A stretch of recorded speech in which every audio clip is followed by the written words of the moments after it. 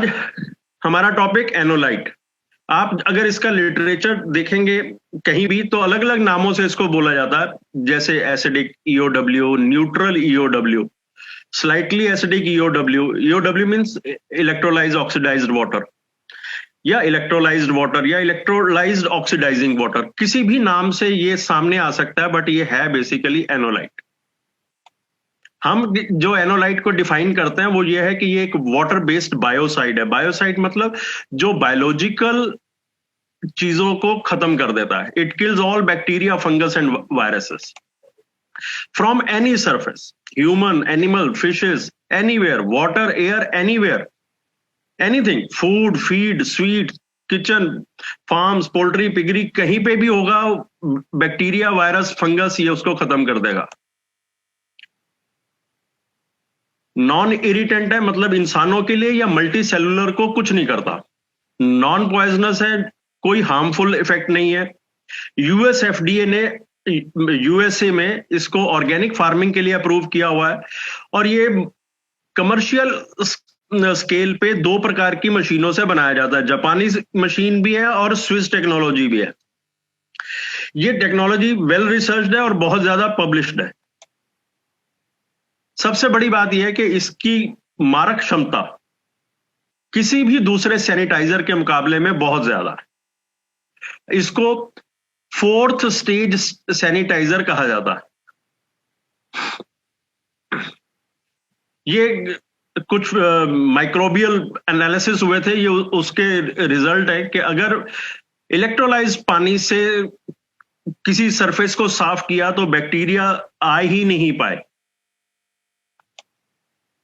Advantage of एनोलाइट, इसका ORP high होने के कारण किसी भी दूसरे प्रकार के जो डिसइंफेक्टेंट हैं, जैसा कि फूड में क्लोरामाइंस यूज होते हैं, मिल्क में सोडियम हाइपोक्लोराइड यूज होता है, मिल्क और मेडिकल साइंसेज में हाइड्रोजन परऑक्साइड यूज होता है, और बाकी डिसइंफेक्टेंट में बहुत सारे सोडियम बेस्ड डिसइंफेक्टेंट होते हैं।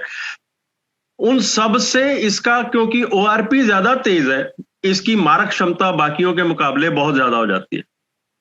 ये बहुत सारी बीमारियों में होने वाले बैक्टीरिया और वायरस, फंगस को मारता है, जिसके कारण meningitis, pneumonia, digestion problems, typhoid, jaundice, polio, TB और स्किन इंफेक्शंस को रोक पाता है। एनोलाइट एलिमिनेट्स, एनोलाइट किसी भी बैक्टीरिया, वायरस, फंगस को मारकर खत्म करता है।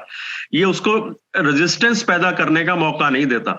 ऐसा नहीं है कि आज अगर हमने इस्तेमाल किया तो जिस सरफेस पे हमने इस्तेमाल किया वहां के बैक्टीरिया बाद में रेजिस्टेंट हो जाएंगे। बहुत सारे हमारे जैसे हाइड्रोजन परऑक्साइड है, फूड इंडस्ट्री में यूज होता है। इसका झटका खा के बैक्टीरिया थोड़ी देर के लिए सो जाते हैं, पर समय पाते ही वो दोबारा से उठ जाते हैं। जैसे दूध को कई बार हाइड्रोजन परऑक्साइड या सोडियम बाइकार्ब डाल के उबाला जाता है, उस झटके से बैक्टीरिया थोड़ी देर के लिए सो जाते हैं, पर बाद में वो बैक्टीरिया वापस आ जाते हैं और फिर से दूध खराब होने के चांस बन जाते हैं। Absolutely non poisonous, non toxic है।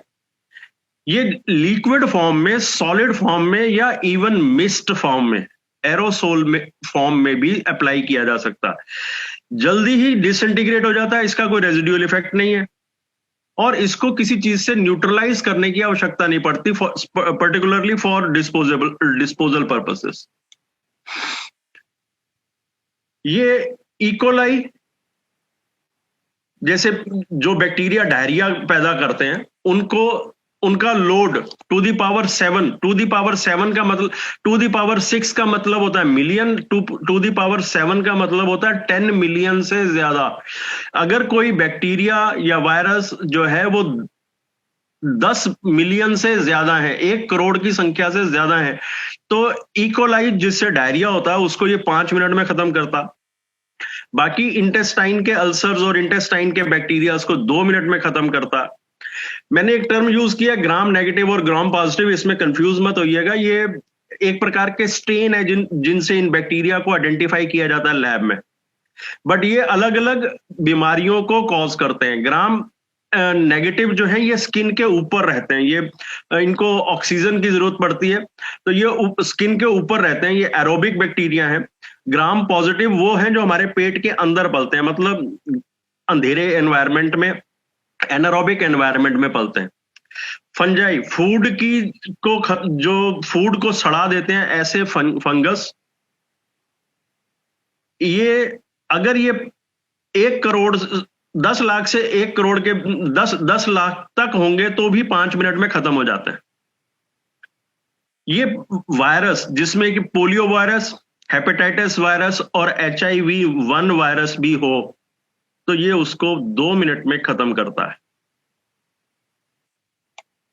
कोई व्यक्ति अगर HIV-1 वायरस के बारे में, इसकी एफिकेसी के बारे में पेपर चाहेगा तो मैं भेज दूंगा।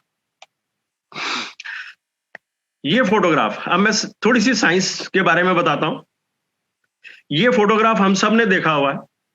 हमें मालूम है कि हमारे यहाँ जो हमारा जहां एनोड है वहां पे एसिडिक मटेरियल इकट्ठा हो रहा होता है और इसी को हम एनोलाइट कहते हैं। और हमारे कैथोड पे जहां कैथोलाइट, जिसको हम कंगन वाटर कहते हैं, जो हाई अल्कलाइन पानी है, वो कैथोलाइट है। बट इसके बनने के प्रोसेस में एक ये केमिकल बनता है, इसको हाइपोक्लोरस एसिड बोला जाता है। ये टोटल एनोलाइट में 0.04% होता है। इसको बनाने के लिए बहुत ज्यादा जरूरी है, साइंस कहती है कि सोडियम क्लोराइड सोल्यूशन, नमक के सोल्यूशन में ही ये बनेगा। अगर नमक का सोल्यूशन हम नहीं देंगे तो एनोलाइट और कैथोलाइट नहीं बनेंगे। यानी हम लोग एनोलाइट और कैथोलाइट बनाते हैं जब कोई विकट बीमारियां होती हैं, जहां लोगों की लाइफ सेविंग की बात होती है, जहां परेशानी बहुत बड़ी होती है, वहां हम एनोलाइट या कैथोलाइट बनाने की बात करते हैं, या एनोलाइट और कैथोलाइट देने की बात करते हैं। ये बन ही नहीं सकता अगर सोडियम क्लोराइड सोल्यूशन बीच में नहीं है तो, क्योंकि ये इस एनोलाइट में जो मारक क्षमता है वो HOCl से आनी है, हाइपोक्लोरस एसिड से आनी है। अगर हाइपोक्लोरस एसिड नहीं बनता तो ये एनोलाइट में बैक्टीरिया, वायरस, फंगस को मारने की क्षमता नहीं आती। इसलिए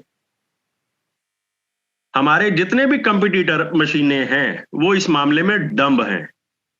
वो हाइपोक्लोरस एसिड ना होने के कारण विकट बीमारियों को संभालने लायक एनोलाइट या कैथोलाइट नहीं बनाती। ये एक कमर्शियल ब्रोशर है एनोलाइट के बारे में, कनाडा की एक कंपनी का ये ब्रोशर है, और इसमें उन्होंने अपने ओपनिंग में केवल हाइपोक्लोरस एसिड की ही बात की है। और इतनी सारी बीमारियां, MRS से इबोला, ट्यूबरक्लोसिस, लेंजुलेला, E coli, polio, norovirus, corona virus, bird flu and many others, ये सब वायरस हाइपोक्लोरस एसिड से ही कंट्रोल होने का कनाडा की एक कंपनी के ब्रोशर में क्लियरली लिखा हुआ है।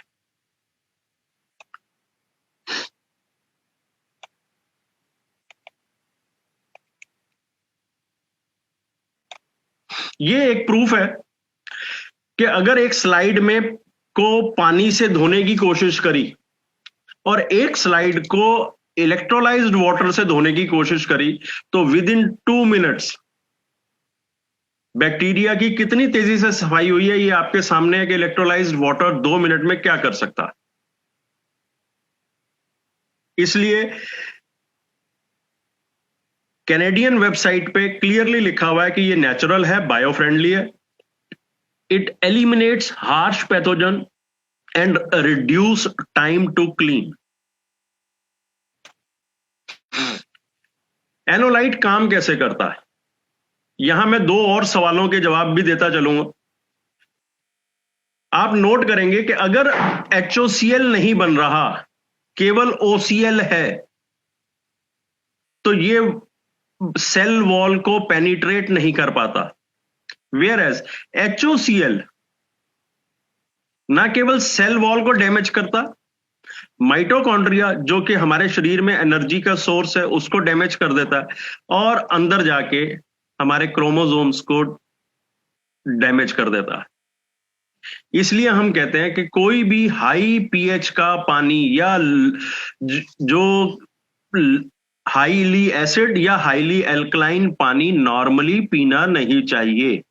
केवल वे व्यक्ति जिन पे जीवन मृत्यु का प्रश्न बना हो, केवल उन्हीं को ये हाई एल्कलाइन या हाई एसिडिक पानी पीना चाहिए, क्योंकि अगर HOCl है जो कि सोडियम क्लोराइड की प्रेजेंस के कारण होगा ही होगा, वो आपके सेल्स में जाके माइटोकॉन्ड्रिया और आपके क्रोमोसोम्स को अफेक्ट कर सकता है। इससे और बहुत सारी प्रॉब्लम्स शुरू हो सकती हैं। इसलिए कहा जाता है कि हाई एल्कलाइन या हाई एसिडिक पानी नहीं पीना है। जैसे मैंने पहले भी कहा कि जो आयोनाइजर इस प्रकार HOCl नहीं बना रहे, उनका HOCl ना होने के कारण वो सेल्स के अंदर नहीं घुस सकते, वो बैक्टीरिया, वायरस, फंगस को नहीं मार सकते। ये बनता कैसे एनोलाइट? पानी, नमक और बिजली, and it makes a powerful biocide. How to control it? PH अगर स्लाइटली एसिडिक है तो इसका पर्पस बदल जाता है, ये ब्यूटी वाटर बनता है और इंसानों में या पौधों में नॉर्मल सी बीमारियों को, या जैसे डेयरी में, पोल्ट्री में सैनिटाइज्ड एनवायरनमेंट बनाने के काम आता है। अगर हाईली एसिडिक हो जाए तो फंगल और वायरस बीमारियों को भी खत्म कर पाता है। ORP अगर 400 से 450 है तो कम से कम 30 मिनट तक उसके एक्सपोजर की जरूरत हो सकती है बीमारियों को हटाने में। अगर ORP 600 से 650 है तो 2 से 5 मिनट में बीमारियों को खत्म करेगा, और उसकी एप्लीकेशन हॉस्पिटल्स में, बेकरी वगैरह में होती है। अगर ORP 850 से 1100 के बीच में है तो ये वायरस को भी मारेगा और 2 से 5 मिनट में अपना काम खत्म कर देगा। अगर हम अब क्लोरीन के सॉल्ट के साथ थोड़ा सा प्ले अराउंड करना चाहें तो इसकी कंसंट्रेशन 0.02 से लेकर 0.045% क्लोरीन तक वेरी कर सकती है, और इसके लगभग 50 सब्स्टिट्यूट मार्केट में अवेलेबल है। बिजली, हमारी मशीन नॉर्मली 5 से 6 एम्पियर में काम करती है, बट अगर हम बिजली की डेंसिटी को बदल दें तो हम अलग अलग ORP जनरेट कर सकते हैं। अगर हम 10,050 ORP के करीब अगर जनरेट कर लें तो HIV वायरस को मारने लायक एनोलाइट बन सकता है। अगर pH 2.3 ले आए, 2.5 के बजाय 2.3 ले आए और ORP 1050 हो तो HIV वायरस को भी मारा जा सकता है। इसका मतलब हम प्लांट साइंसेस के साथ अगर हम लोगों से बात कर रहे हैं तो वो प्लांट साइंसेस के लोग बहुत सारी चीजों को मॉड्यूलेट करके ऐसी चीजें डेवलप कर सकते हैं, ऐसे प्रोडक्ट डेवलप कर सकते हैं जो बैक्टीरियल वायरल बीमारियों को खत्म कर पाए। This is a globally known commercial product. ये कुछ फोटोग्राफ्स हैं, sorry, Russia, Germany, Canada, USA के एनोलाइट की। ये प्रोडक्ट्स वहां पे गवर्नमेंट द्वारा अप्रूव्ड हैं, EPA द्वारा अप्रूव्ड हैं, FDA द्वारा अप्रूव्ड हैं, और यहां खेती में इस्तेमाल किए जा रहे हैं। एनोलाइट बेसिकली स्टरलाइजेशन, डिसइंफेक्शन और वाटर प्यूरिफिकेशन के लिए काम आते हैं। बट ये अगर हम जहां कहीं भी किसी प्रकार से बैक्टीरिया, वायरस, फंगस या किसी इंफेक्शन को सोच सकते हैं, उन सभी जगहों में एनोलाइट की एप्लीकेशन है। वेटनरी साइंसेज में, पोल्ट्री इंडस्ट्री में, यहां ना केवल बीमारियों को रोकने में बल्कि पशुओं की सेहत बनाने में। मैंने कहा हमारी पानी के 2 गुण हैं। हमारे 5 पानियों को मिलाकर हम या तो न्यूट्रिएंट मॉड्यूलेट करते हैं या हम उनके एनवायरनमेंट को मॉड्यूलेट करते हैं, मतलब हम एनवायरनमेंट को सैनिटाइज करते हैं। सो या तो पशुओं के एनवायरनमेंट को सैनिटाइज कर दो या उनके पानी को सैनिटाइज कर दो जिससे उनकी सेहत बन जाए, या उनके पानियों में न्यूट्रिएंट इंक्रीज करने के लिए हम कंगन वाटर का इस्तेमाल कर सकते हैं। पिगरी फार्म, डेयरी फार्म्स, जितने भी पशुओं से रिलेटेड एक्टिविटीज हैं, इनमें सैनिटेशन इंपॉर्टेंट है। इनमें जो रॉ मटेरियल के रूप में पानी इस्तेमाल हो रहा है उसकी सैनिटेशन इंपॉर्टेंट है। बाकी इंडस्ट्रीज में जैसे पेपर इंडस्ट्री, वाइनरी इंडस्ट्री, ये कुछ ऐसे बायो प्रोड्यूस पैदा करते हैं। फूड इंडस्ट्री है, होटल इंडस्ट्री है, ये लोग कुछ ऐसे वेस्ट पैदा करते हैं जिनमें बहुत बदबू पैदा हो जाती है। नॉर्मली बायोलॉजिकल वेस्ट होता है इनका, जो नदी नालों में गिरता है तो वहां पे बायोलॉजिकल ऑक्सीजन डिमांड, बीओडी की प्रॉब्लम क्रिएट कर देता, और जहां जहां वो सॉलिड कचरा उनका गलता है वहां पे बदबू पैदा कर देता है। वहां अगर एनोलाइट का स्प्रे करवाया जाए तो बदबू से छुटकारा पाया जा सकता है। आप लोग म्यूनिसिपैलिटीज को भी अप्रोच कर सकते हैं एनोलाइट द्वारा। उनकी जो सॉलिड वेस्ट डंप्स हैं या जो गली सड़कों में या मोहल्लों में जो कूड़ा घर होते हैं उनसे जो बदबू उठती है उसको मैनेज करने के लिए भी एनोलाइट का इस्तेमाल किया जा सकता है। बहुत सारी इंडस्ट्रीज हैं, जैसे हमारे बहुत सारी इंडस्ट्रियों में वाटर कूलर लगे होते हैं। Water cooler in the sense cooling tower लगे हुए होते हैं, और वो कूलिंग टावर धीरे धीरे, क्योंकि जमीनी पानी इस्तेमाल हो रहा था तो उनके कूलिंग टावर्स जो है वो गलने लग जाते हैं। ऐसे ही डेयरी इंडस्ट्री में बहुत सारे बर्तन रोज धुलते हैं और बहुत सारी चिकनाई को साफ करना होता है। वहां पे नॉर्मली सोडियम बाइकार्ब, सोडे का पानी इस्तेमाल होता है। वहां हमारा हाई एल्कलाइन पानी और हाई एसिडिक पानी द्वारा इन बड़े बर्तनों को धोया जा सकता है। कूलिंग टावर में non oxidising high alkaline water से अगर साफ कर दिया जाए तो उनको जंग लगने के आसार खत्म हो जाते हैं। Personal health care, agriculture and horticulture, सबसे ज्यादा खाना, फसलें पैदा करने से लेकर उगाने तक और उगाने के बाद संभालने तक हर चीज में एनोलाइट का इस्तेमाल है। जो फल, सब्जियां या मीट जो मार्केट में आ जाता है उनकी शेल्फ लाइफ बढ़ाने में भी इसका इस्तेमाल है। जो मटेरियल कोल्ड स्टोरेज में चला जाता है उसमें एक प्रकार की फंगस आती है जिसको फुजेरियम रॉट कहते हैं। तो फुजेरियम को कंट्रोल करने में भी एनोलाइट का रोल है। और इसके अलावा म्युनिसिपैलिटी के जो वेस्ट वाटर ट्रीटमेंट प्लांट्स हैं उनमें बहुत बदबू उठती है और उसमें बहुत सारा सॉलिड गंद निकलता है जिसको मैनेज करना जरूरी हो जाता है।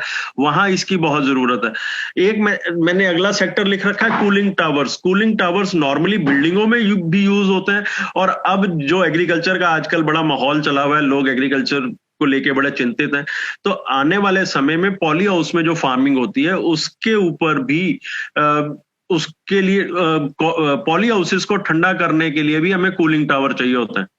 और उन कूलिंग टावर्स में या तो बाद में एल्गी आने के खतरे होते हैं या कोई ऐसी बीमारियां वहीं कूलिंग पैड्स पे आगे बैठ जाती हैं जो बाद में पूरी क्रॉप को ट्रांसफर हो सकती है। उनकी क्लीनिंग के लिए भी एनोलाइट इस्तेमाल होता है। एग्रीकल्चर में क्रॉप इन्वायरमेंट को एनोलाइट डिजीज फ्री बना देता है। जब कहीं से बीमारी हटा दो वहां पे पौधा बहुत बढ़िया ढंग से ग्रो करने लगता है और क्रॉप यील्ड 20% से ज्यादा बढ़ जाती है। हेल्दी प्लांट्स में फर्टिलाइजर और पेस्टिसाइड्स की जरूरत कम पड़ती है, इसलिए टोटल मुनाफा 35% से भी ज्यादा हो जाता है। मैं खुद से आलू, गेहूं, मक्का, प्याज और कई सारी सब्जियों में 22 से 27% तक यील्ड इंक्रीज और 35 से 40% तक कुल मुनाफा बढ़ा चुका हूं। इसके अलावा ये जो हम सजेशन दे रहे हैं ये गवर्नमेंट की बहुत सारी स्कीम्स के साथ मैच करता है। एनोलाइट का इस्तेमाल करना फार्मर्स डबलिंग फार्मर्स इनकम जो गवर्नमेंट की स्कीम है उसमें पूरी तरह से फिट बैठता। Minimising farm expenses, soil health and sanitation Paramparagat Krishi Vikas Yojana में मैच करता है। Mission organic value chain development में ये फिट बैठता है, और national centre for organic farming की स्कीम्स में ये बिल्कुल फिट बैठता है। इन चीजों से जुड़ी हुई एग्रीकल्चर संस्थाओं से आप बात करके वहां पे भी इसकी एप्लीकेशन करवा सकते हैं। रिसर्च विद एनोलाइट, ये कुछ रिसर्च पेपर्स के सिर्फ नाम आपके साथ शेयर कर रहा हूं। ये डेयरी इंडस्ट्री का एक पेपर है। ये रेडियोलॉजी और लैब ओरिएंटेड एनवायरनमेंट में इलेक्ट्रोलाइज्ड ऑक्सीडाइजिंग वाटर के द्वारा हार्ड सरफेसेस और इक्विपमेंट, मतलब हॉस्पिटल्स की डिसइंफेक्शन के बारे में एक रिसर्च पेपर है। ये बायो एरोसोल्स, मतलब जो हवा में बदबू फैली रहती है, उसका एनोलाइट द्वारा स्प्रे किए जाने से कंट्रोल किया गया, ये उस पे रिसर्च पेपर है। एनिमल प्रोडक्शन, बहुत सारे लोग पशुधन बढ़ाने में, कोई बर्ड्स को बढ़ाने में, कोई घोड़े पाल रहा है, कोई पशु पाल रहा है, गाय पाल रहा है, डेयरी कर रहा है, उनको बढ़ाने में, उनकी मल्टीप्लिकेशन सेंटर में इसका एनिमल प्रोडक्शन में इलेक्ट्रोलाइज्ड वाटर का काम है। जो लोग फ्रेश वेजिटेबल्स को काट के फ्रोजन बना के उसकी मार्केटिंग करते हैं, इसमें उसका इस्तेमाल है। ये एनडीआरआई करनाल का एक पेपर है जिसमें नॉन थर्मल अप्रोच, बिना पानी को गर्म किए फूड इंडस्ट्री के माइक्रो ऑर्गेनिजम्स खत्म करने के बारे में उनका एक रिसर्च पेपर। तो ये बहुत अच्छे से रिसर्च हो रखी है। ये कुछ मैंने काम किया था, बहुत पहले की बात है ये। 2 दिन के लिए ताजी सब्जियों को, कुछ सब्जियां ट्रीट करी, कुछ सब्जियों को बिना ट्रीट किए मैंने रख दिया। 48 घंटे 38 डिग्री टेम्परेचर पे बिना पंखा चलाए खुला छोड़ के रखा था। आप देख सकते हैं कि जो ट्रीटेड नहीं थे वो सड़ गए थे, और जो ट्रीटेड थे वो कुम्हला तो गए थे, उन पे रिंकल्स तो आ गए थे, पर वो सड़े नहीं थे। ये मेरा एक दूसरा ट्रायल था जहां मैंने 2 लीटर एनोलाइट से, जहां मैंने लगभग 1550 किलो आलू को ट्रीट किया था। 2 लीटर एनोलाइट से लगभग 1550 किलो आलू को ट्रीट किया था। और आप देख सकते हैं कि किसान का जो नॉर्मल सैनिटाइजर, जो फंजीसाइड इस्तेमाल होता था, वो 920 रुपए लीटर वाला था। और सेकंड में मैंने उनके नॉर्मल मटेरियल के साथ अपना सैनिटाइजर ऐड कर दिया, और तीसरी बकेट में केवल सैनिटाइजर है। आप देख सकते हैं कि शायद फुटाव जो आया वो अकेले सैनिटाइजर में फुटाव थोड़ा ज्यादा आया हुआ है, थोड़ा सा ज्यादा। बट फाइनली हमें 27% यील्ड ज्यादा मिली और किसान को लगभग 40% का मुनाफा हुआ। ये एक बीमारी होती है जो जब ट्यूबर बड़ा हो रहा होता है, ये ट्यूबर ही है, सब आलू जो है ये स्टेम का एक्सटेंडेड पार्ट होता है, और इसको जब अगर कोई बैक्टीरिया या कोई माइक्रो ऑर्गेनिज्म छोटे रूप में काट दे, तो जैसे जैसे ट्यूबर बड़ा होता जाता है ये कट भी बड़ा हो जाता है। ये पैथोजन के कारण होता है, और ये मेरे खेतों में से ये बीमारी खत्म हो गई थी। मैंने आलू की फसलें 2 साल तक ली, एक भी खेत में एक भी आलू इस प्रकार कटा हुआ नहीं मिला। ये एक मेरा मक्की का ट्रायल था, मेज का 2.25 एकड़ का ट्रायल था। इसमें मशीनों द्वारा स्प्रे हुआ था, और आप देख सकते हैं कि ये बीच की जो रो है ये हमारा सेंटर पॉइंट था। एक तरफ की 7 रोज जो थी ये अनट्रीटेड थी, और लगभग 72 रोज मेरे राइट हैंड साइड पे जो थी वो सब ट्रीटेड थी। ये 70वें दिन स्प्रे हुआ था, और 35वें दिन की फोटो है। आप देख सकते हैं कि एक राइट हैंड साइड की क्रॉप और लेफ्ट हैंड साइड की क्रॉप में कितना फर्क है। टोटल में हमें 22% क्रॉप यील्ड मिला, और किसान का मुनाफा लगभग 35% बढ़ा। ये एक आलू के खेत का ट्रायल था। प्लॉट नंबर 1, मैंने जिस खेत में काम किया था वो ये था, प्लॉट नंबर 3। प्लॉट नंबर 1 में 12 दिन पहले आलू की बुआई हो चुकी थी, एक इरिगेशन हो चुकी थी। प्लॉट नंबर 2 में 8 दिन पहले बुआई हो चुकी थी और एक इरिगेशन हो रखी थी। तब हमने प्लॉट नंबर 3 में काम शुरू किया था। पर जब 50वें दिन फोटो लेने गए तो आप देख सकते हैं कि प्लॉट नंबर 1 में अभी भी कैनोपी कंप्लीट नहीं हुई, अभी भी लाइनें दिखती हैं। प्लॉट नंबर 2 में भी जो हमसे 8 दिन आगे थी उसमें भी जगह जगह जो है गैप्स दिखाई देते हैं। वेयर एज प्लॉट नंबर 3 में आप देख सकते हैं कि क्रॉप पूरी भर गई है और अभी भी पौधे ऊपर को उठ रहे थे। ऐसा होने से मेरे को यहाँ पर लगभग 24% की क्रॉप यील्ड मिली, और मेरे आलू जो थे वो बड़े हो गए। नंबर ऑफ ट्यूबर नहीं बढ़ता, आलूओं का नंबर नहीं, संख्या नहीं बढ़ती, पर उनका साइज बढ़ता है। ये लेफ्ट हैंड साइड पे अनट्रीटेड, जब ट्रैक्टरों द्वारा या मैनुअली जब आलू खोदे जाते हैं तो फिर उनकी ढेरी लगाई जाती है, तो मैंने उनको साइज वाइज अलग कर दिया था। आप देख पाएंगे कि जो सबसे बड़ी वैरायटी थी वो केवल इतने सारे थे, जबकि ट्रीटमेंट प्लॉट में आप देख सकते हैं कि बड़े वाले आलू ज्यादा हो गए थे। यहां आप देखें, ये जो ग्रैंड वैरायटी है, जिसको मैं कहूंगा कि बहुत बड़े साइज के आलू थे, ये बहुत ज्यादा हो गए, और जो छोटे आलू हैं वो कम हो गए। इनका जो क्रॉप का डिस्ट्रीब्यूशन कहा जाए वो बड़े आलूओं की तरफ ज्यादा हो गया था, छोटे आलू कम हो गए थे। इस प्रकार क्रॉप यील्ड इंक्रीज हुई। मक्की के ट्रायल में आप देख सकते हैं कितना बड़ा राइज आता है। टोटल में जहां 400 दाने निकल रहे थे एक मक्की में से, लगभग 750 दाने निकले। सो ईओ वाटर जो है उसका सीड ट्रीटमेंट में, इरिगेशन सप्लीमेंट में और स्टोरेज के दौरान स्प्रे करके इस्तेमाल किया जा सकता है।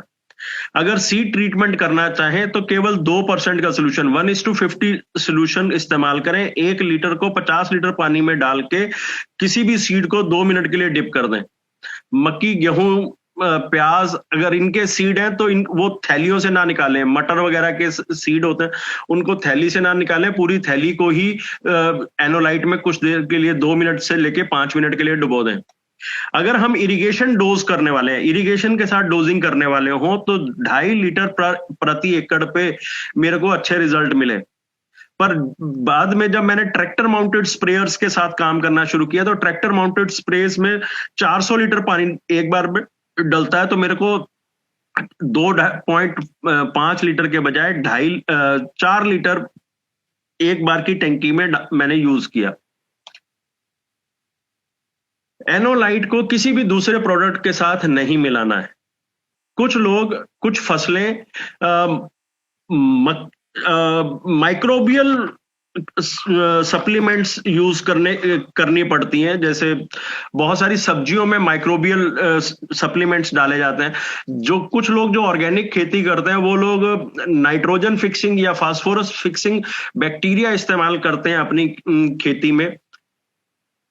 उन लोगों को पहले एनोलाइट का स्प्रे करना चाहिए, ताकि जब बाद में नए बैक्टीरिया या नई फंगस जब हम इंट्रोड्यूस करें तो उसको कोई रेजिस्टेंस ना मिले और वो अच्छे से अपनी पकड़ बना पाए। ये एनोलाइट अपना काम आधे घंटे में कर देता है, उसके बाद उसके कोई रेजिडुअल इफेक्ट नहीं होता, वो किसी चीज के साथ इंटरफियर नहीं करता।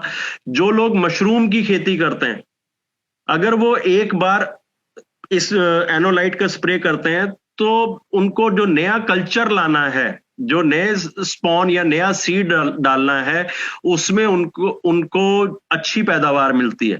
बट अगर उन्होंने सीड पहले डाल दिया तो एनोलाइट मशरूम को उगने नहीं देगा, मशरूम को खत्म कर देगा। किसी भी और केमिकल के साथ इसको मिक्स करके कभी स्प्रे मत करना, हमेशा ये सेपरेट स्प्रे होगा और किसी भी दूसरे केमिकल से पहले स्प्रे होगा। ये चीजें मैं सांगा सीड, पेप्सी, सांगा सीड ने थोड़ा और आगे काम किया था। उनका एक अपना टिश्यू कल्चर लैब है, वहां उनके टिश्यू कल्चर लैब में एनोलाइट ने बहुत बढ़िया रिजल्ट दिए उनके, क्योंकि अल्टीमेटली टिश्यू कल्चर जो है वो इंसान ही करते हैं, तो हाथों से इन्फेक्शन फैलता था। जब ये एनोलाइट वहां इस्तेमाल होना शुरू हुआ तो उनके फाइनल प्रोडक्ट में और फाइनल टिश्यू ट्यूब्स में इन्फेक्शन आना बंद हो गया, पौधों की सर्वाइवल रेट बढ़ गया। उसके बाद उन्होंने एक ऑटोमेटिक प्लांट लगाया था जिसमें केवल रूट जोन में इरिगेशन होती थी, हवा में पैदावार होती थी, एरोपोनिक कहा जाता था उसको।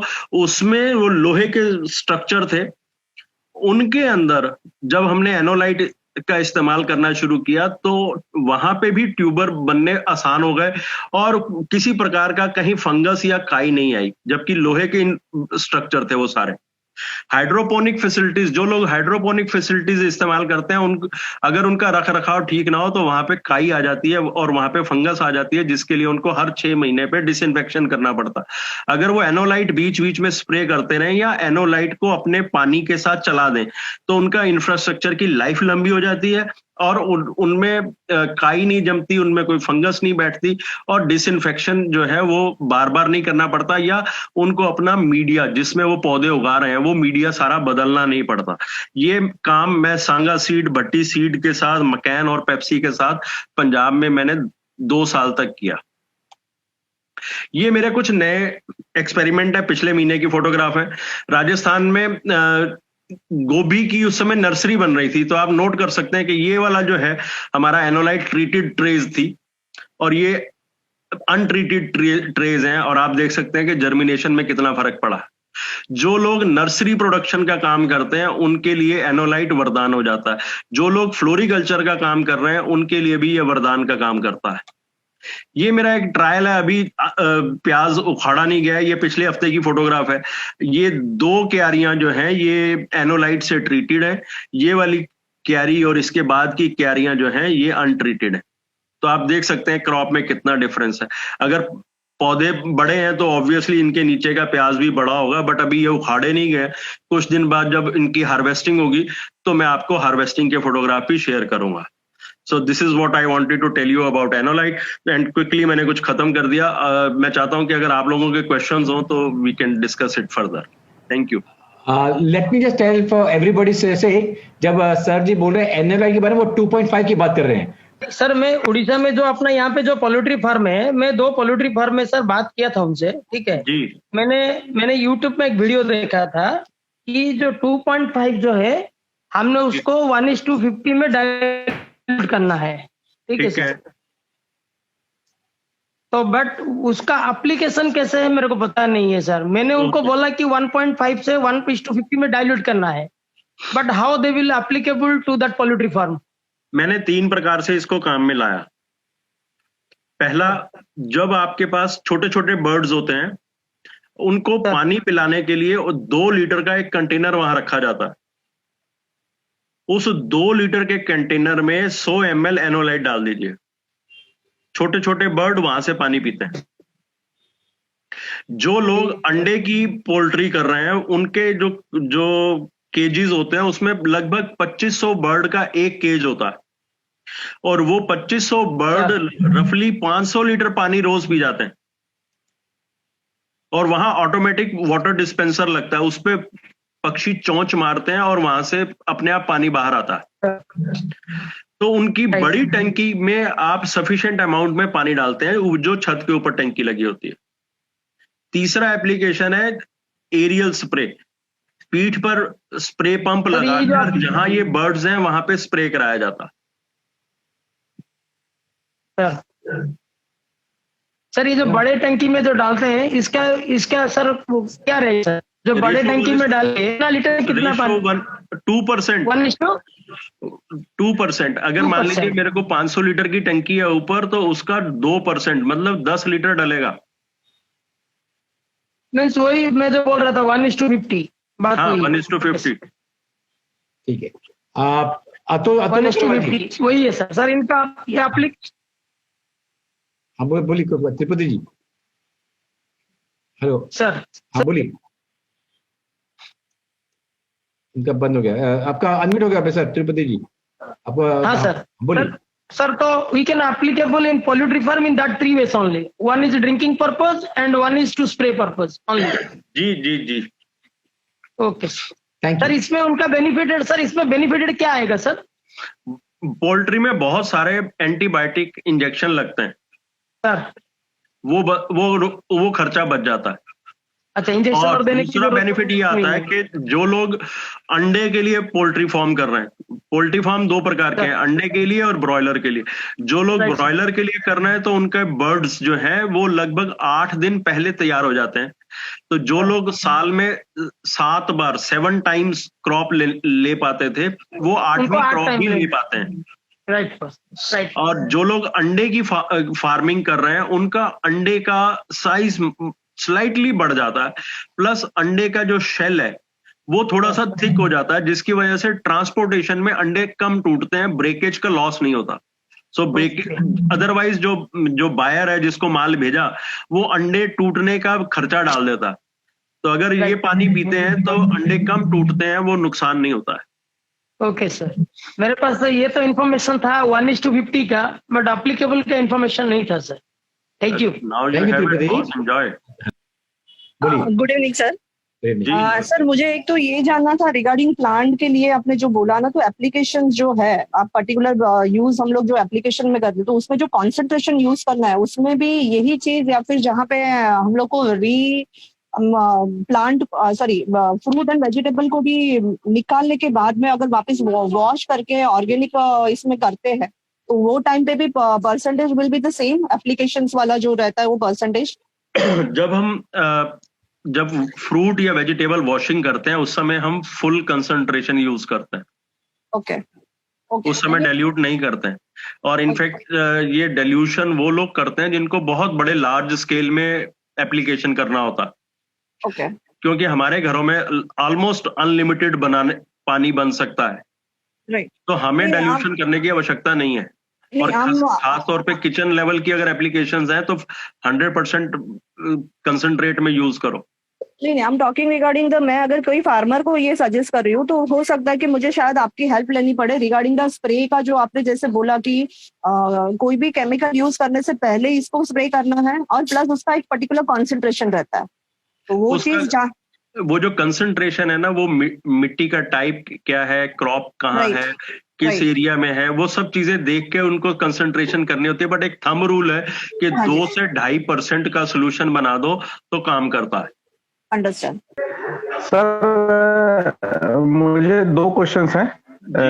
एक तो सर जैसे पपीता प्लांटेशन होता है जी, उसमें एनोलाइट को कैसे यूज कर सकते हैं सर?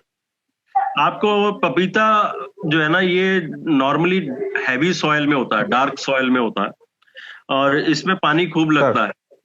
तो जहां पानी खूब लगता है वहां फंगस बहुत आती है, और अगर मिट्टी काली है तो उसमें ऑलरेडी फंगस बहुत होती है। इसलिए आपको कंसंट्रेशन ज्यादा लगेगी। अगर हो सके तो पौधे के आसपास और पौधे के ऊपर भी, क्योंकि प्लांट्स जो है ना वो हवा में से भी मॉइस्चर पीते हैं, तो पत्तियों के ऊपर भी अगर एनोलाइट पड़ा होगा तो प्लांट वहां से भी पी लेगा। तो आप कंसंट्रेटेड फुल कंसंट्रेशन में यूज करो।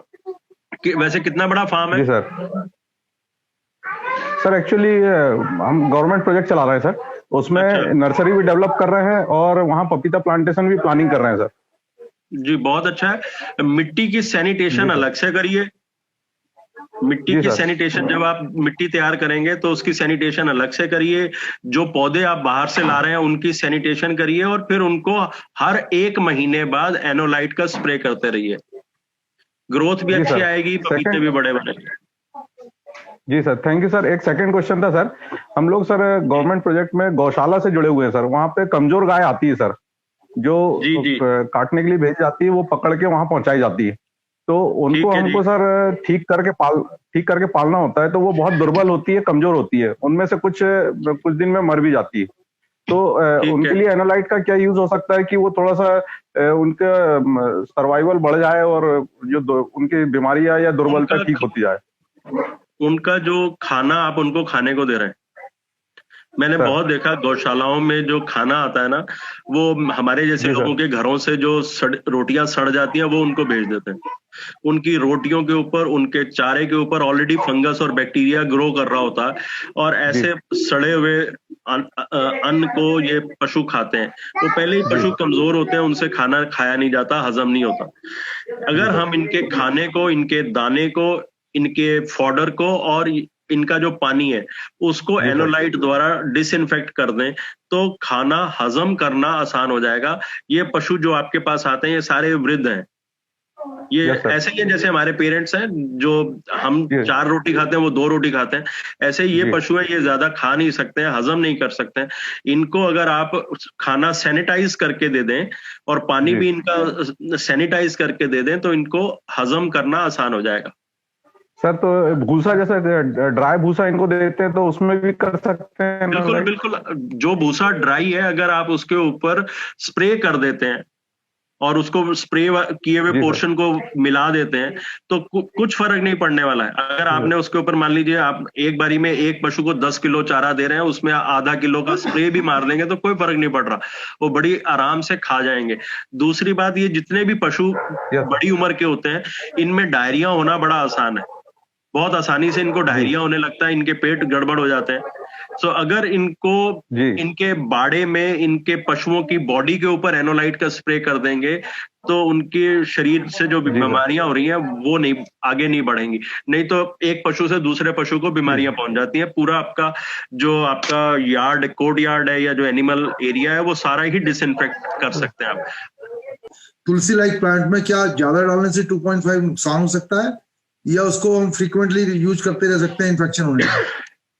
तुलसी के तरह के पौधे जिनकी हम वेजिटेशन बढ़ाना चाहते हैं, अब इनका कोई फल तो आना नहीं है, इसके बीज भी अपने को चाहिए नहीं, अपने को तो इसके पत्ते चाहिए और पत्तों में भी रस चाहिए। ऐसे पौधों को पहली बात मैं ज्यादा पानी नहीं देना चाहता, इनको थोड़ा सा सुखाना चाहिए, क्योंकि इन पौधों में एक टेंडेंसी होती है कि इनको तंग करोगे तो ये अपना वो केमिकल बनाएंगे जिस केमिकल के लिए इनकी वैल्यू है। तो इनको मेरे हिसाब से हर तीसरे दिन पानी देना चाहिए, पर धार्मिक भावनाएं होती हैं इसलिए लोग हर रोज पानी दे देते हैं। मेरे हिसाब से हर तीसरे दिन पानी देना चाहिए और एक दिन एनोलाइट दो, एक दिन कैथोलाइट दो, मतलब एक दिन 2.5 दो या 2.5 भी मत दो, इसको 4.5, 5.5 ब्यूटी वाटर दो। 2.5 तब तक ना दो, तुलसी में फंगस आती नहीं, तुलसी में बैक्टीरिया आता नहीं, इसलिए 2.5 देने का कोई मतलब नहीं। ब्यूटी वाटर दो जो सॉइल हेल्दी रहे और सॉइल में एरेशन बनी रहे, और हर तीसरे दिन 11.5 से इरिगेशन दे दो, बाकी टाइम 9.5 की इरिगेशन दे दो, बहुत है। बोलिए सर, मुझे होम गार्डनिंग के रिगार्डिंग पूछना था, एनोलाइट का एप्लीकेशन कैसे करेंगे उसमें, और इरिगेशन के लिए और डिजीज के लिए। 2.5 का इस्तेमाल तो डिजीजेस के लिए ही होगा। जब कभी आप फूल उगाते हैं, जब कभी आप मटर उगाते हैं, तो जिन पत्तियों के ऊपर सफेद सफेद जाला आ जाता है उनमें 2.5 का इस्तेमाल होगा। आप रहते कहाँ हैं? सर नागपुर। मिट्टी काली है, वहां काली मिट्टी में फंगस बनती है।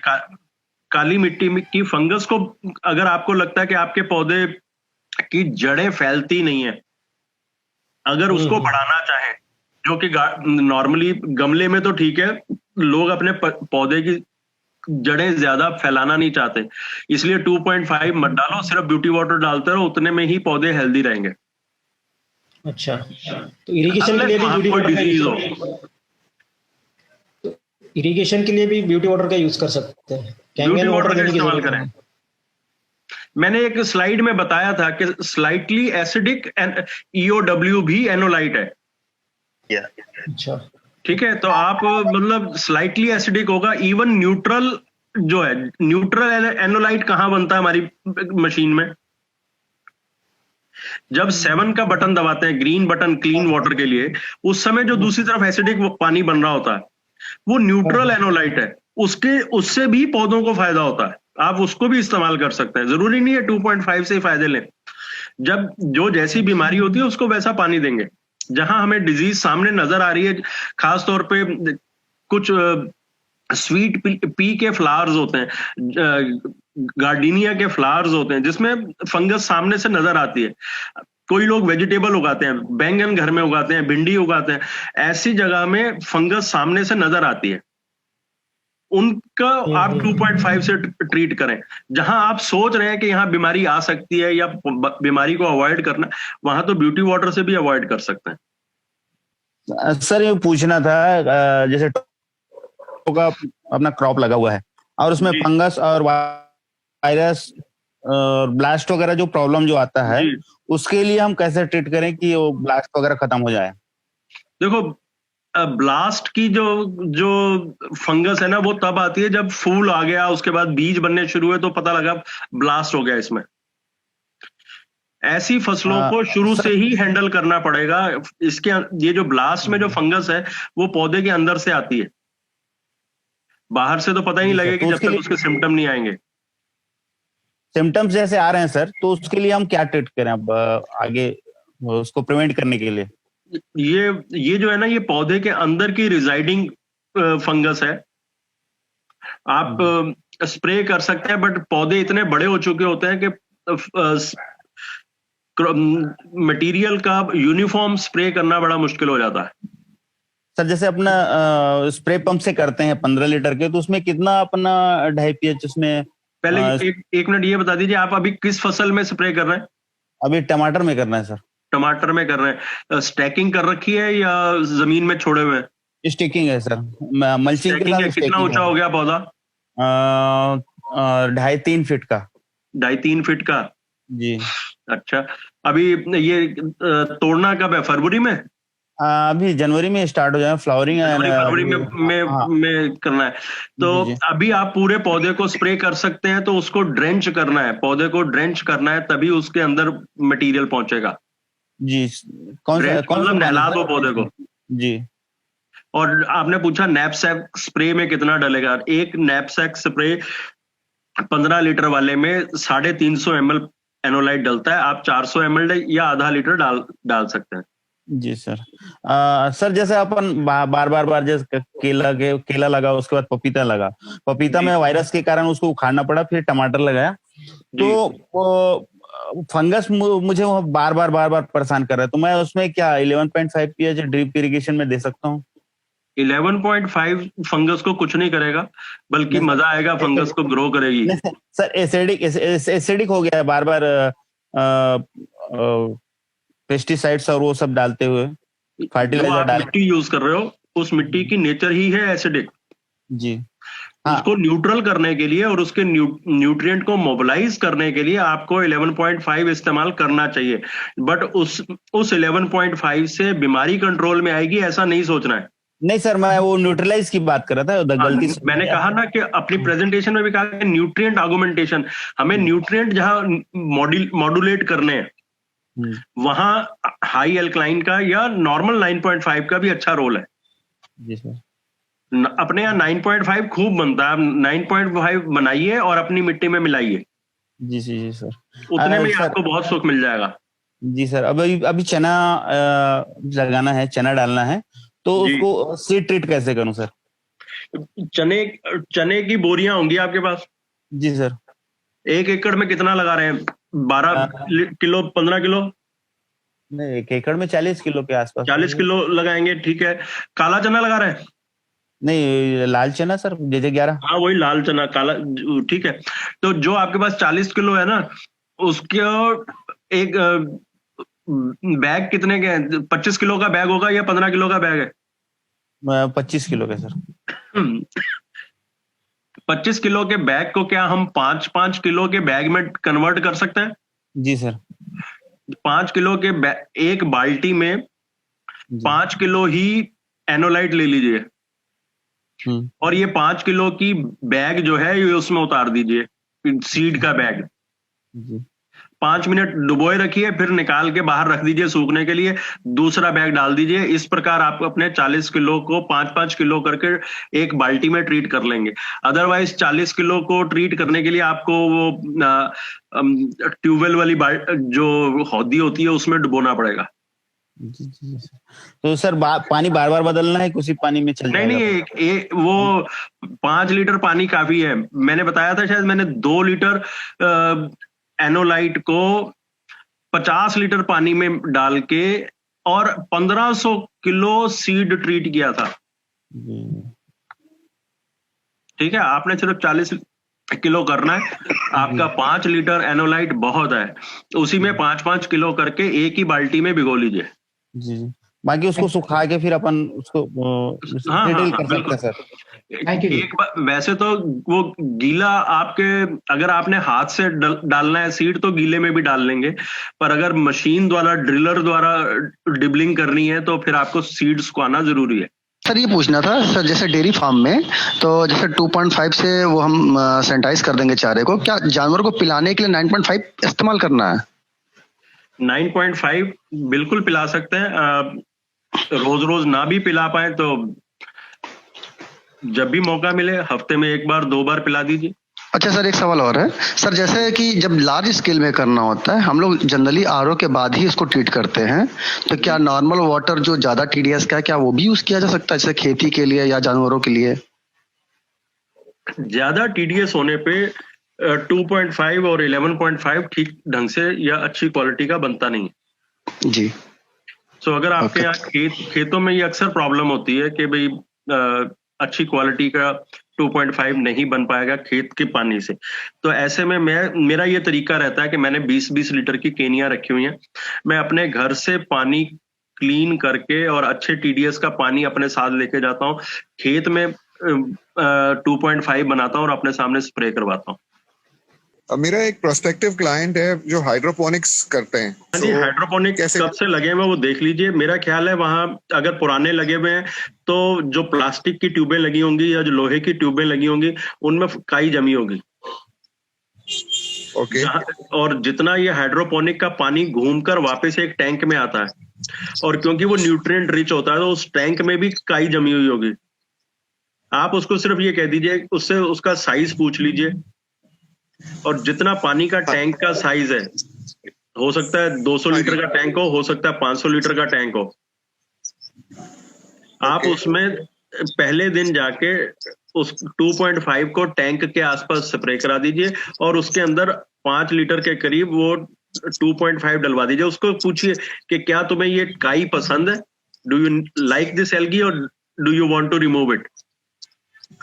वो बोलेगा काई तो खत्म ही नहीं होती, आज हटाओ कल आ जाती है वापस। तो उसको बोलो अगर मैं एक स्प्रे कर जाता हूं, अगर काई चली जाए तो मेरे को इसकी फोटो खींच के भेज दियो। उतने में उसको समझ में आ जाएगा कि काई कैसे बिना किसी केमिकल के काई खत्म हो जाएगी। तो 2.5 is to be sprayed on the plants itself directly? Plants पे नहीं, वो जो नीचे मशीन है ना, वो जो उनका हाइड्रोपोनिक का जो टैंक है जिसमें पानी इकट्ठा हो रहा है और जो उसकी पाइपलाइंस है, उसमें एक बार 2.5 को चलवाना है। अगर जैसे कोई क्रॉप हार्वेस्ट हुई है और मशीन खाली हो गई है तो 2.5 चलवा दीजिए, तो सैनिटाइज हो जाएंगे, काई खत्म हो जाएगी। तो कितना प्रोपोर्शन? सेम 2% और 2%, 2.5%। आप तो क्योंकि क्लाइंट विन ओवर करना है, प्योर चलवा दीजिए, प्योर चलवा दीजिए। प्योर, बिल्कुल। ओके। एंड पर एकड़ या कुछ ऐसे सम मशीन की साइज के सुपर देनी होगी या कैसे? What is the kind of this thing? मतलब मैं तो SD 501 से ही काम कर रहा हूँ, बट जब उनको देने का टाइम होगा, क्योंकि उनके पास पानी की रिक्वायरमेंट एक्चुअली कम होती है। हाइड्रोपोनिक लगाते ही वो लोग हैं जिनका पानी का रिक्वायरमेंट कम होता है, वो बार बार उसी पानी को रिसाइकल करते हैं। ओके। तो हो सकता है कि वो आपको अपनी मशीन के नजदीक ना जाने दे। तो जहां जमीन में काई जमी हुई है आप केवल उसी का स्प्रे कर सकें, इसलिए अपनी स्प्रे बॉटल में 2.5 का 1 लीटर 2 लीटर लेकर जाइए और उसकी जमीन पे स्प्रे करके फोटो खींच के ले आइए। 10 दिन बाद दोबारा जाके फोटो खींच लीजिए, आपको पता लग जाएगा कि एल्गी खत्म हो रही है। जब तक जमीन पे एल्गी ठीक नहीं करेंगे वो आपको मशीन में एल्गी ठीक करने की परमिशन नहीं देगा। ओके, ठीक है ना जी। थैंक यू जी। जी welcome. Now the Tirupati Balaji, आपको अनम्यूट कर रहा हूँ। हेलो। हाँ जी। हाँ जी सर। सर हमने जो बात किए थे अभी पोल्ट्री के लिए 1:50 में जी, जो हम लोग जो पानी में डाइल्यूट करेंगे उस पानी का TDS और pH कितना रहना चाहिए जिसमें हम लोग डाइल्यूट करेंगे? उसके लिए हर एरिया में अलग अलग होता है, बट फिर भी अगर जैसे अगर बहुत ज्यादा कैल्शियम ना हो तो अच्छी बात है, पानी बहुत ज्यादा खारा ना हो, जितना नदी का पानी मिल जाए या न्यूट्रल मिल जाए उतना अच्छा है। नहीं सर, अभी क्या जहाँ पे पानी नहीं मिलता है तो वो लोग अभी पोल्ट्री फार्म में ऑलरेडी वो लोग RO लगाते हैं, ठीक है, कोई कमर्शियल RO भी इंस्टॉल कर रहे हैं, बट तो एक्चुअली एग्जैक्टली पानी का pH कितना रहना चाहिए और TDS कितना रहना चाहिए सो दैट अच्छा काम करेगा? हम जितनी भी कैलकुलेशंस करते हैं ना, हम नॉर्मली न्यूट्रल पानी से करते हैं। अच्छा। अगर पानी ऑलरेडी डिस्टिल्ड है, उसमें न्यूट्रिएंट्स है ही नहीं सर, तो या RO है और उसमें टीडीएस बहुत ही कम है, उसमें न्यूट्रिएंट नहीं है। हम जिस भी पानी को यूज करना चाहते हैं उसका कम से कम टीडीएस 100 होना चाहिए सर। ठीक है, ताकि उसमें कुछ तो न्यूट्रिएंट हो जिसको हम मॉड्यूलेट कर सकें। सर कहीं कहीं पे जहाँ पे ट्यूबवेल वगैरह है और कुआं वगैरह है, वहाँ पे पानी का टीडीएस 250 के ऊपर रहता है, 300 भी रहता है, वहीं पे चल जाएगा? हाँ, उसको वो आपका डेल्यूटेंट है, आप उसको यूज कर सकते हैं। अगर ये जो दुधारू पशु जो होते हैं, जो दूध देने वाले पशु होते हैं, इनको अगर कैंगन वाटर 9.5 या 8.5 या 8 दिया जाए तो इनमें क्या इम्पैक्ट आने वाला है? सर अगर जैसे हमारी सेहत बनती है वैसे उनकी भी सेहत बनेगी, उनका दूध बढ़ेगा, उनके स्किन पे चमक आएगी। पशुओं का के जो रेट है, जो लोग पशु बेचते हैं, कुछ टाइम तक दूध बेचते हैं फिर पशु भी बेचते हैं, तो स्किन के ऊपर एक शाइन, एक one of the major criteria है, वो शाइन आ जाती है स्किन पे। सो ऐसे में पशु के ज्यादा पैसे मिलेंगे, जो लोग पशु का कारोबार करते हैं उनको ज्यादा पैसे कमाने का मौका मिलेगा। जैसे हमारा मेडिकल खर्चा बचता है वैसे ही पशुओं के पीछे भी मेडिकल खर्च बचेगा। दूध तो बढ़ेगी ही, साथ ही साथ दूध का न्यूट्रिएंट्स बढ़ेगा, पौष्टिकता बढ़ेगी।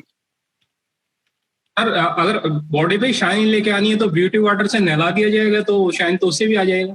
सर वो ब्यूटी वाटर की शाइन जो है वो टेम्परेरी है, जो 9.5 से शाइन आएगी वो परमानेंट शाइन है, वो एक्चुअली स्किन क्वालिटी को इम्प्रूव करती है। एक बात पूछ रही थी, ये बी कीपिंग के लिए इसमें अगर यूज करना है तो उसमें किस तरह से इसको मैनेज कर सकते हैं? जैसे उनकी हनी का ज्यादा वो हो, उसका डेथ रेट कम हो। बी कीपिंग में सब प्रॉब्लम आती है, जैसे आजकल भी आ रही होगी, एंटीबायोटिक देते हैं, टेट्रासाइक्लिन देते हैं, वो ना देना पड़े तो उसको किस तरह से मैनेज करें इन्फेक्शन? सर अभी क्या है कि पहले तो उनको 9.5 का फीड दे दीजिए। जो लोग बी कीपिंग करते हैं वो उनके जहां उन्होंने अपने बक्से रखे होते हैं ना, उनके बक्सों के पास में या तो प्लास्टिक के ना टब आते हैं छोटे छोटे, जिनमें 15-20 लीटर पानी होता है, वो टब रखवा दीजिए, 9.5 फिल करवा दीजिए, तो अपने आप पिक कर लेंगी मधुमक्खियां। दूसरी चीज है कि हर मधुमक्खी के बक्से में फीड दी जाती है, पानी डाला जाता है, चीनी का सोल्यूशन बनाया जाता है, वो डाला जाता है, उस चीनी की फीड जो है वो 9.5 में बनवा दीजिए।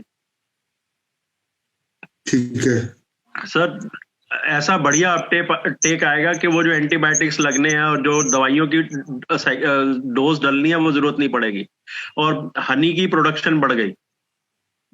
मैंने जहां ये हनी बॉक्स में काम करवाया था, जहां पिछले साल बहुत गर्मी रही थी, तो वहां जो अच्छे अच्छे बी कीपर थे उनका एक बॉक्स एट ए टाइम 22 से 23 किलो हनी दे रहा था। मेरे जो बॉक्स रखवाए हुए थे अलवर में, उनमें 32 से 34 लीटर शहद आया था पर बॉक्स। रफली कहना चाहूंगा 30% यील्ड बढ़ी थी। हमको करीब 100 गायों का फार्म है जी, वहाँ पे मशीन लगाना है उनके गायों के पानी पीने के लिए, पर इश्यू ये आ रहा है कि अभी तो बोरिंग का पानी पिला रहे हैं वहाँ पे। ठीक है, अब वो चाहते हैं कि कैंगन वाटर पिलाएं हम गायों को ताकि ये हेल्दी रहें, क्योंकि उन्होंने मैंने उनको एक रिपोर्ट दी थी जापान के 27 डेयरी फार्म की। ठीक है, वो बहुत अट्रैक्टिव था उन लोगों के लिए कि हाँ काफी कुछ हो जाएगा इसमें, बट पानी कैसे दें, क्योंकि पानी काफी क्वांटिटी में लगना है, और हम लोग जो रिकमेंड करते हैं मशीन को 150 TDS तक का, और उनके यहाँ करीब 300 TDS वाटर है सर। ओके, तो एरिया कौन सा है जी? पार्डन? एरिया हम इंदौर से है सर। इंदौर में है, ओके। तो वहां आपको जो पानी है उसका TDS आप बता रहे हैं 700 के आसपास?